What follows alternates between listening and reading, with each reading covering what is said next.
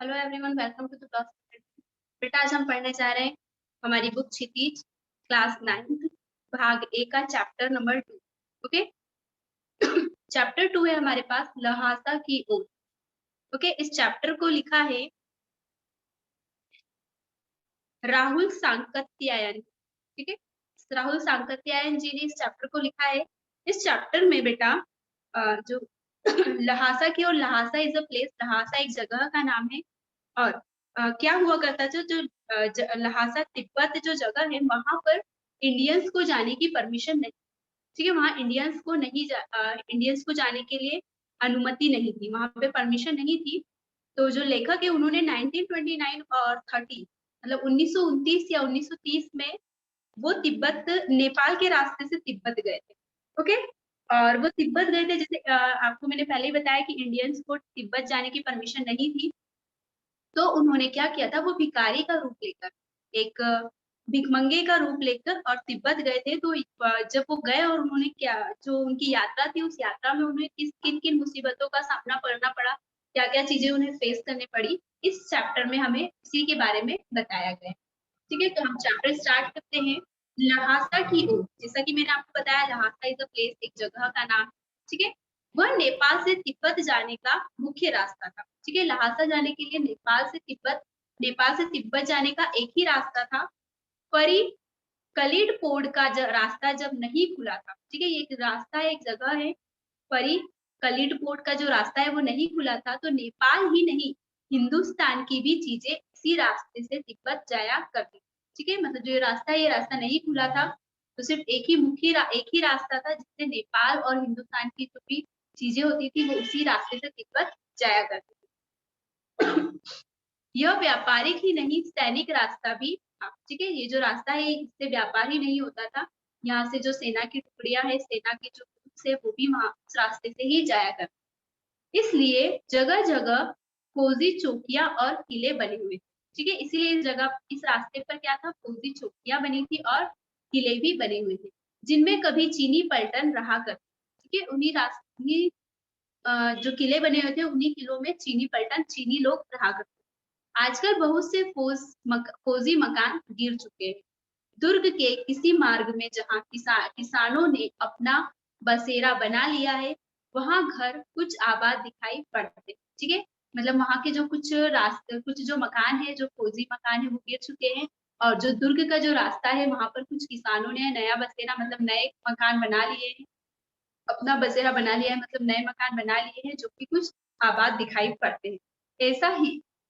परित्यक्त ऐसा ही परित्यक्त, परित्यक्त मीन्स होता है त्यागा हुआ। ठीक है, ऐसा ही परित्यक्त एक चीनी किला था। ठीक है, ऐसा ही त्यागा हुआ क्या था, एक चीनी किला।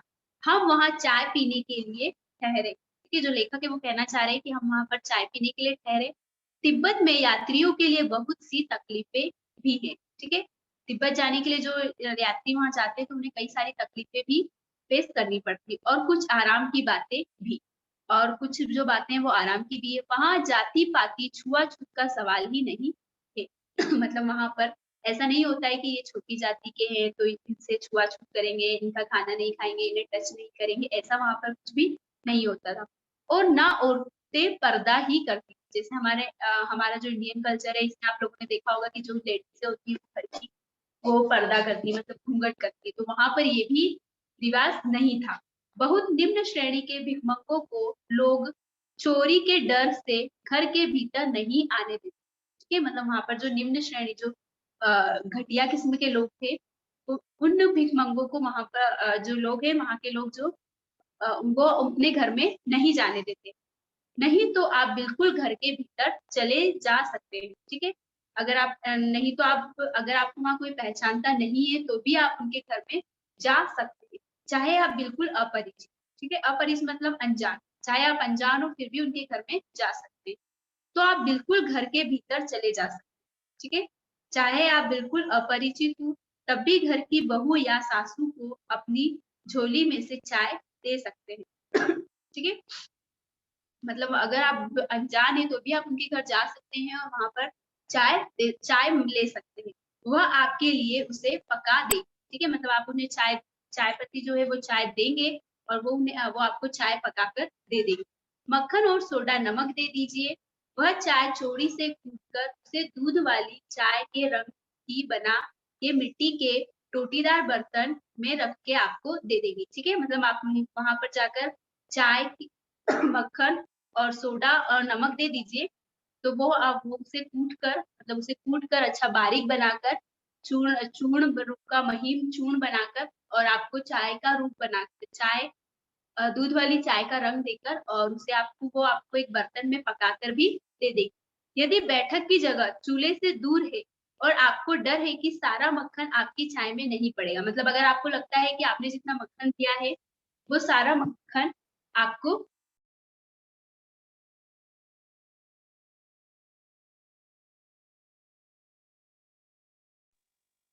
तो आप अगर आपको लगता है कि मक्खन जो आपकी जो चाय है उसमें सारा मक्खन नहीं पड़ेगा, तो आप उनके चूल्हे में, मतलब उनके किचन में भी जा सकते हैं। तो आप खुद जाकर छोड़ी में चाय मत कर ला सकते हैं। ठीक है, मतलब आप खुद ही चाय छान कर ला सकते हैं। चाय का रंग तैयार हो जाने पर फिर नमक मक्खन डालने की जरूरत नहीं होती। ठीक है, मतलब जैसे ही चाय का रंग बन जाता है तो आपको नमक और मक्खन डालने की जरूरत नहीं होती। परित्यक्त चीनी कीले से जब हम चलने लगे, ठीक है, जो परित्यक्त का जो त्यागा हुआ जो किला था, उस किले से जब लेखक कहना चाह रहे हैं कि जब हम उस किले से चलने लगे तो एक आदमी राहदारी मांगने आए। ठीक है, तो एक आदमी आया था। राहदारी मतलब जो यात्रा जब हम ट्रेवल करते हैं तो रास्ते से जैसे हमें टोल टैक्स भरना पड़ता है ना, टोल टैक्स आप लोगों ने सुना होगा, टोल टैक्स देना पड़ता है। तो उसे कहते हैं यात्रा या रास्ते का कर। ठीक है, रास्ते का जो पेनल्टी होती है, जो कर होता है, वो हमें देना रहता है, तो उसे कहते हैं राहदारी। तो एक आदमी राहदारी मांगने आया, हमने वह दोनों चीटे उसे दे दी। ठीक है, लेखक ने क्या किया, वो दोनों चीटे उसे दे दी। शायद उसी दिन हम थोडला के पहले के आखिरी गांव में पहुंच गए थे। अब ये थोडला क्या होता है, तो थोडला मीन्स होता है बेटा जो जो तिब्बती रास्ता है, जो तिब्बत जाने के जो रास्ता है, वहां की जो मेन सीमा है, मतलब उसकी बॉर्डर, ठीक है, उसे कहते हैं थोडला, एक जगह का नाम है। तो वहां पर जैसे ही आखिरी गांव में पहुंच गए, यहाँ भी सुमति के जान पहचान के आदमी थे। ठीक है, जो सुमति थे उन लेखक के साथ में, उनके जान पहचान के जो आदमी थे वो वहां पर भी थे। और भिखमंगे रहते भी ठहरने के लिए अच्छी जगह मिली। ठीक है, और जो भिखमंगे थे वो उन्हें ठहरने के लिए, उन्हें रहने के लिए वहां पर अच्छी जगह भी मिल गई थी। 5 साल बाद हम इसी रास्ते लौटे थे और भिखमंगे नहीं, एक भद्र यात्री के वेश में घोड़ों पर सवार होकर आए थे। ठीक है, मतलब जो 5 साल बाद, जब लेखक 5 साल बाद उस रास्ते से लौटे, तो वो भिखमंगे नहीं, घोड़ों पर सवार होकर, एक यात्री के रूप में घोड़ों पर सवार होकर और रिटर्न आए थे। किंतु उस वक्त किसी ने हमें रहने के लिए जगह नहीं, लेकिन उस समय लेखक लेखक कहना चाह रहे हैं कि उस समय उन्हें किसी ने भी वहां रहने की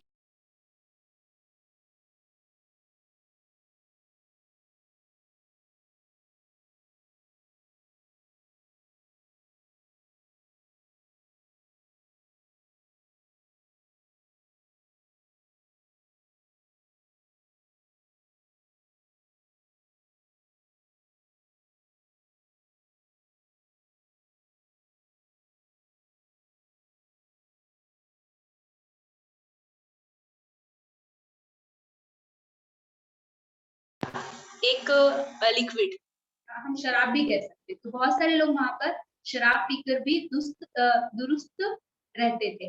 अब हमें सबसे विकट डाडा थोडला पार करना। ठीक है, मतलब जो मेन जो रास्ता था डाडा थोडला, जो रास्ता था निकट वाला, वो पार करना था। डाडे तिब्बत में सबसे खतरे की जगह है। ठीक है, मतलब तिब्बत में जो सबसे खतरनाक जगह है वो है डाडे। 16-17 हजार फीट की ऊंचाई होने के कारण उनके दोनों तरफ मीलों तक कोई गांव गिराव नहीं होते। ठीक है, मतलब जो रास्ता था वो 16-17 फीट की ऊंचाई पर था, इसलिए वहां पर कोई भी जगह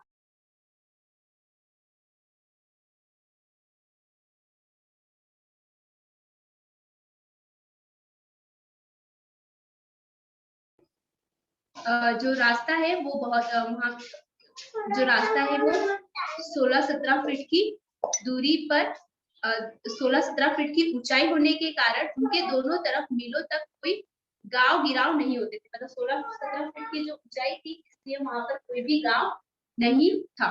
ठीक है। नदियों के मोड़ और पहाड़ों के कोनों के कारण बहुत दूर तक आदमी को देखा नहीं जा सकता था।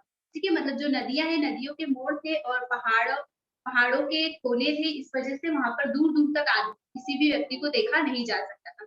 डाकू के लिए यही सबसे अच्छी जगह थी। ठीक है। जो डाकू थे उनके लिए सबसे अच्छी जगह कौन सी थी? यही सबसे अच्छी जगह थी।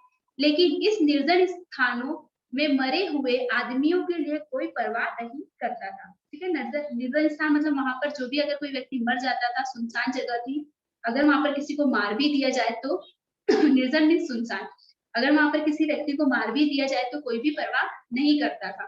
सरकार खुफिया विभाग और पुलिस पर उतना खर्च नहीं करती और वहां गवाह भी तो कोई नहीं मिल सकता। ठीक है। और जो वहां की गवर्नमेंट थी वो उस रास्ते पर इतना वहां की जो पुलिस थी वो उस पर इतना खर्च नहीं करती थी, क्योंकि वहां पर कोई अगर किसी को मार भी दिया जाए तो कोई गवाह या कोई प्रूफ नहीं मिलता था। डकैत पहले आदमी को मार डालते हैं, उसके बाद देखते कि कुछ पैसा है कि नहीं। मतलब वहां पर अगर डकैती होती थी तो डकैत क्या करते थे, जो डाकू होते थे वो क्या करते थे, पहले इंसान को मार देते थे, पहले लोगों को मार देते थे और उसके बाद देखते थे कि कुछ पैसा है या नहीं। हथियार का कानून न रहने के कारण यहाँ लाठी की तरह लोग पिस्तौल बंदूक लिए फिरते थे। ठीक है। मतलब वहां पर कोई कानून नहीं था, इसलिए वहां के जो भी लोग थे वो इजिली हाथ में पिस्तौल या बंदूक लेकर घूमते रहते थे। डाकू यदि जान से ना मारे तो खुद उसे अपने प्राणों का खतरा है। मतलब अगर वहां पर कोई डाकू किसी को नहीं मारे तो भी उसे अपनी जान का खतरा रहता है।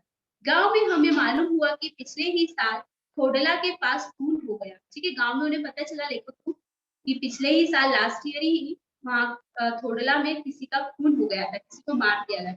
शायद खून की हम उतनी परवाह नहीं करते क्योंकि हम भिखमंगे थे, और जहां कहीं वैसी सूरत देखते टोपी उतार, जीभ निकाल, कुची कुची दया दया एक पैसा पूछते भीख मांगने लगते। ठीक है। मतलब लेखक कहना चाह रहे हैं कि जहां कहीं हमें अगर ऐसा फील होता कि यहाँ पर खतरा है तो हम अपनी टोपी उतार कर और जीभ निकाल कर और दया दया करके एक पैसा दे दे, ऐसे भीख मांगने लगते। लेकिन पहाड़ की ऊंची चढ़ाई थी, पीठ पर सामान लाद कर कैसे चलते। ठीक है। लेकिन जो पहाड़ था उसकी जो चढ़ाई थी वो बहुत ही ऊंची थी और पीठ पर सामान लाद कर भी कैसे चलते। और अगला पड़ाव 16-17 मील से कम नहीं था। ठीक है। और जो अगला पड़ाव था वो 16-17 मील से दूर 16-17 मील से ज्यादा दूर था। मैंने सुमति से कहा कि यहाँ से लडकोर तक के लिए 2 घोड़े कर लो। ठीक है। लेखक ने सुमति से कहा कि यहाँ से लडकोर तक के लिए 2 घोड़े कर लो। ठीक है। कर लो, सामान भी रख लेंगे और चढ़े चलेंगे। ठीक है। मतलब सामान भी रख लेंगे और हम उससे सवारी करके चल भी चलेंगे। दूसरे दिन हम घोड़ों पर सवार होकर ऊपर की ओर चले। ठीक है। सेकंड डे क्या किया लेखक ने, घोड़ों पर सवार किया, मतलब घोड़े किए और उस घोड़ों पर सवार होकर ऊपर की तरफ चले। डाडे से पहले एक जगह चाय पी। ठीक है। मतलब जैसे ही डाडा मतलब ऊंची जमीन, जैसी ऊंची जमीन है, डाडा मतलब ऊंची जमीन। ठीक है। या पर्वतीय श्रेणी। तो ऊंची जमीन से पहले ही हमने क्या किया, एक कप चाय, एक जगह चाय पी और दोपहर के वक्त डाडे के ऊपर जा पहुंचे। और दोपहर का समय था, उसी समय हम डाडे मतलब ऊंचाई पर पहुंच गए। हम समुद्र तल से 17-18 हजार फीट ऊंचे खड़े थे। ठीक है। मतलब जो डाडे पर जो लेखक खड़े थे वो समुद्र तल से 17-18 हजार फीट ऊंची था। हमारी दक्षिण तरफ पूरब से पश्चिम की ओर हिमालय के हजारों श्वेत शिखर चले गए थे। भीटे की ओर दिखने वाला पहाड़ बिल्कुल नंगे थे। न वहां बर्फ की सफेदी थी, न किसी तरह की हरियाली। ठीक है। मतलब जो भीटे की तरफ देखने पे जो पहाड़ था वो बिल्कुल ही ना उसमें बर्फ थी ना ही हरियाली थी। उत्तर की तरफ बहुत कम बर्फ वाली चोटियां दिखाई पड़ती थी। मतलब उत्तर की तरफ जो चोटियां थी, जो पहाड़ की जो चोटियां थी वो बहुत ही कम दिखाई पड़ रही थी। सर्वोच्च स्थान पर डाडे के देवता का स्थान था। कई सारे स्थान थे जो जिस पर डाडे के देवता देवता का स्थान था, मतलब वहां पर मंदिर बने थे, जो पत्थरों के ढेर, जानवरों की सींगों और रंग बिरंगे कपड़े की झाड़ियों से सजाया गया था। ठीक है, जो मंदिर था वो पत्थरों के ढेर और जानवरों के सींगों और रंग बिरंगे कलरफुल कपड़ों से सजाया गया था। अब हमें बराबर उतराई पर चलना था। ठीक है, अब जो बराबर जगह पर चलना था। चढ़ाई तो कुछ दूर थोड़ी मुश्किल थी, लेकिन उतराई बिल्कुल नहीं। ठीक है, मतलब जो चढ़ाई थी वो बहुत ही थोड़ी सी मुश्किल थी, लेकिन जो उतरने की जगह था वो बिल्कुल भी मुश्किल नहीं थी। शायद दो एक और सवार साथी हमारे साथ चल रहे थे। मतलब लेखक कह रहे हैं कि शायद हमारे साथ दो तीन साथी और चल रहे थे। मेरा घोड़ा कुछ धीमे चलने लगा। मैंने समझा कि चढ़ाई की थकावट के कारण ऐसा कर रहा है। ठीक है, जो लेखक है उनका घोड़ा जो था वो बहुत ही धीरे चलने लगा। लेखक को क्या लगा कि जो चढ़ाई है वो बहुत ज्यादा है और जो घोड़ा है वो थक गया होगा, इस वजह से वह ऐसा चल रहा है और उसे मारना नहीं चाहता था। क्योंकि लेखक ने उसे मारना नहीं चाहा। धीरे धीरे वह बहुत पिछड़ गया और मैं दो नि, दो निवक्तों की तरफ अपने घोड़े पर झूमता हुआ चला जा रहा था। ठीक है, मतलब दो रास्तों की तरफ सबसे पीछे होकर मैं उस रास्ते से चला जा रहा था।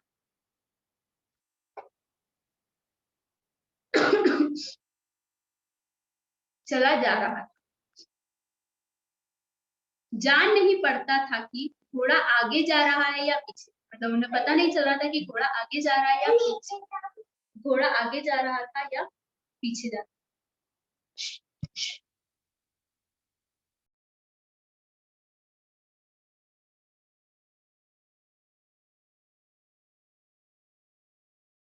समझ नहीं आ रहा था कि घोड़ा आगे जा रहा है कि पीछे जा रहा है। जब मैं जोर देने लगा तो वह और सुस्त पड़ गया और एक जगह दो रास्ते फूट रहे थे। मैं बाएं का रास्ता ले मील 1.5 मील चला गया। ठीक है, मतलब जब मैंने उसे घोड़े को जब जोर दिया तो वो बहुत ही सुस्त हो गया और धीरे चलने लगा। और एक रास्ता आया जहाँ पर दो रास्ते थे और लेखक ने कहा कि मैं बाएं रास्ते की तरफ 2 मील से ज्यादा चल गया। आगे एक घर में पूछने से पता लगा कि लडकोर का रास्ता दाहिने वाला था। ठीक है, मतलब आगे गए और जब एक घर था वहां पर पूछा तो पता चला कि जो लडकोर का रास्ता था वो दाहिने वाला था। ठीक है, लेकिन लेखक ने क्या कर लिया था, बागीने वाला रास्ता ले लिया था। फिर लौटकर उसी को पकड़ा। 4-5 बजे के करीब में गांव से मील भर पर था। ठीक है, मतलब फिर वापस लेखक वापस रिटर्न आए और उन्होंने जब सेकंड रास्ता लिया तो 4-5 बजे वो गांव के किसी मील पर पहुंचे। तो इंतजार करते हुए मिले। मंगोलों का मुंह वैसे ही लाल होता है और अब तो वह पूरे गुस्से में थे। ठीक है, जो मंगोले थे उनका मुंह ऐसे ही लाल होता है, मतलब वो ऐसे ही लाल थे, लेकिन और गुस्से में वो और ज्यादा लाल हो गए थे। उन्होंने कहा, मैंने 2 टोकरी कंडे फू डाले, 3-3 बार चाय को गर्म किया। मैंने बहुत नरमी से जवाब दिया, लेकिन मेरा कसूर नहीं है मित्र। देख नहीं रहे हो कैसा घोड़ा मुझे मिला है। मैं तो रात तक पहुंचने की उम्मीद रखता था। ठीक है, मतलब जो लेखक के साथ जो थे उन्होंने कहा कि मैंने 2-3 कंडे फू डाले और 3-4 बार चाय गर्म भी कर ली। तो लेखक ने कहा कि लेकिन मेरी गलती नहीं थी। मैंने विनम्रता से जवाब दिया कि मेरी गलती नहीं थी, देखो मुझे कैसा घोड़ा मिला है। मुझे तो लग रहा था कि मैं रात तक भी पहुंच नहीं पाऊंगा। खैर, सुमति को जितनी जल्दी गुस्सा आता था उतनी ही जल्दी वह ठंडा भी हो जाता था। ठीक है, मतलब सुमति जो था उसे जितनी जल्दी गुस्सा आया उतनी ही जल्दी उसका गुस्सा ठंडा भी हो गया। लड़कों में वह एक अच्छी जगह पर ठहरे। यहाँ भी उनके अच्छे यजमान थे। पहले चाय सत्तू खाया गया। रात को गर्मा गर्म थुक्पा मिला। रात को गर्मा गर्म थुक्का मिला। अब तिड़री के विशाल मैदान में थे। थुक्का मतलब सत्तू या चावल से एक चावल के साथ मूली, हड्डी और मांस के साथ पतली लेह की तरह पकाया गया पदार्थ। ठीक है, मतलब थुक्का मतलब होता है कि जो सत्तू और चावल होता है, उसके साथ उससे एक लिक्विड बनाया जाता है, उसे हड्डी के साथ, हड्डी और मांस के साथ मिलाकर उसे पकाया जाता है, उसे कहते हैं थुक्पा। ओके, अब हम तिडरी के विशाल मैदान में थे, ठीक है। अब वो तिडरी जो गांव था वहां पहुंच गए थे, उसके मैदान में पहुंच गए थे, जो पहाड़ों से घिरा टापू सा मालूम होता था, ठीक है, जो पहाड़ों से घिरा एक टापू जैसा लग रहा था, जिसमें दूर तक छोटी सी पहाड़ी मैदान के भीतर दिखाई पड़ती थी, ठीक है, जिसमें दूर तक एक छोटी सी पहाड़ी दिखाई देती थी जो मैदान की तरफ, उसी पहाड़ी का नाम है तिडरी समाधि, ठीक है, जो पहाड़ी दिखाई दे रही थी उस पहाड़ी का नाम क्या है, तिडरी समाधि गिरी। ओके, आसपास के गांव में भी सुमति के कितने ही यजमान थे, ठीक है, जो आसपास का गांव था वहां पर भी सुमति के कई सारे परिचित थे। कपड़े की पतली पतली चीरी बत्तियों के गड्ढे खत्म नहीं हो सकते थे, ठीक है, मतलब जो जो कपड़ा है उसके जो पतली पतली जो रस्सियां जो बनाई थी वो खत्म नहीं होती थी, इतने सारे उनके जो परिचित थे, क्योंकि बोध गया से लाए कपड़े के खत्म हो जाने पर किसी कपड़े से बोध गया का डंडा बना लेते थे, वह अपने यजमानों के पास जाना चाहते थे। मैंने सोचा यह तो हफ्ता भर उधर ही लगा देंगे, ठीक है, उन्होंने क्या सोचा कि अगर ये जाएंगे तो हफ्ता भर ही वहां पर लगा देंगे। मैंने उनसे कहा कि जिस गांव में ठहरना हो उसमें भले ही गंडे बांट दो, मगर आसपास के गांव में मत जाओ, ठीक है, उन्होंने क्या कहा कि अगर हमें जिस भी गांव में रहना है उस गांव में 2-4 गंडे बांट दो, लेकिन आसपास के दूसरे गांव में मत जाओ। इसके लिए मैं तुम्हें लहासा पहुंचकर रुपए दे दूंगा, और इसके लिए मैं तुम्हें लहासा जाकर, जब हम लहासा पहुंचेंगे तो वहां मैं तुम्हें पैसे दे दूंगा। सुमति ने स्वीकार किया। दूसरे दिन हमने भरिया ढूंढने की कोशिश की, ठीक है, सुमति ने स्वीकार किया और दूसरे दिन उन्होंने भरिया मतलब भरवाहक ढूंढने की कोशिश की, लेकिन कोई ना मिला। सवेरे ही चल दिए होते तो अच्छा था, लेकिन अब 10-11 बजे की तेज धूप में चलना पड़ रहा है। तिब्बत की धूप भी बहुत कड़ी मालूम होती है, यद्यपि थोड़े से भी मोटे कपड़े से सिर को ढाक ले तो गर्मी खत्म हो जाती है। ये जो तिब्बत की जो धूप थी वो बहुत ही कड़क धूप थी, और वहां पर अगर थोड़ा कुछ छोटा मामूली सा जो कपड़ा था अगर उसकी सर ढाकते तो जो गर्मी थी वो खत्म हो जाती। आज आप 2 बजे सूरज की ओर मुंह करके चल रहे थे, ललाट धूप से जल ललाट धूप से जल रहा है, मतलब 2 बजे की धूप थी और सूरज की तरफ मुंह करके ही चल रहे थे। ललाट मतलब होगा सर, ठीक है, ललाट मीन्स होता है सर, तो सर धूप से जल रहा था और पीछे का कंधा बर्फ हो रहा था, और जो पीछे का कंधा था वो ठंडा हो रहा था, बर्फ की तरह हो रहा था। फिर हमने पीठ पर अपनी अपनी चीजें लादी, डंडा हाथ में लिया और चल पड़े, ठीक है, फिर उन्होंने क्या किया कि अपना जो सामान था वो पीछे पीठ पर लादा और जो डंडा है वो हाथ में लिया और आगे चल पड़े। यद्यपि सुमति के परिचित तिडरी में भी थे, ठीक है, जो सुमति था उसके परिचित तिडरी में भी थे, लेकिन वह एक और यजमान से मिलना चाहते थे, लेकिन वो किसी और भी यजमान से मतलब किसी और भी व्यक्ति से मिलना चाहते थे। इसलिए आदमी मिलने का बहाना कर शेखर विहार की ओर चलने के लिए कहा, ठीक है, इसलिए उन्होंने क्या कहा, उन्होंने कहा कि शेखर विहार की ओर चलने के लिए कहा।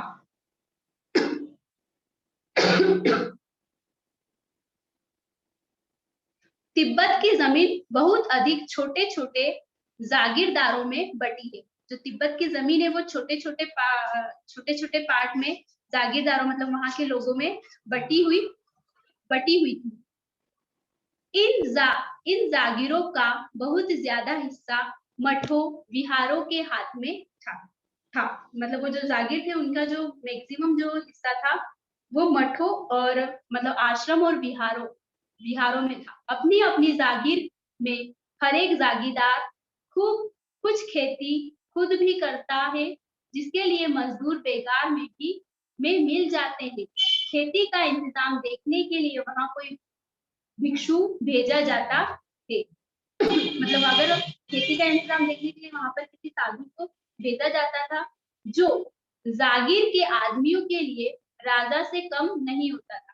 और जो जिस व्यक्ति को भेजा जाता था वो वहां के जो जागीर के जो लोग हैं वहां के किसी वहां के लोगों के लिए किसी राजा से कम नहीं होता था।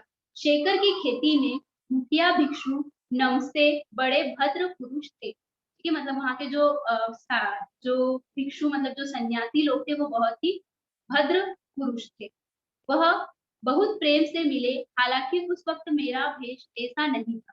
तो वो बहुत ही अच्छे थे और बहुत ही अच्छे से मिले, लेकिन जो लेखक है उनका जो वेश था वो उतना अच्छा नहीं था, वैसा नहीं था, क्योंकि वो तो एक भिखारी बनकर कि उन्हें कुछ भी ख्याल करना चाहिए था।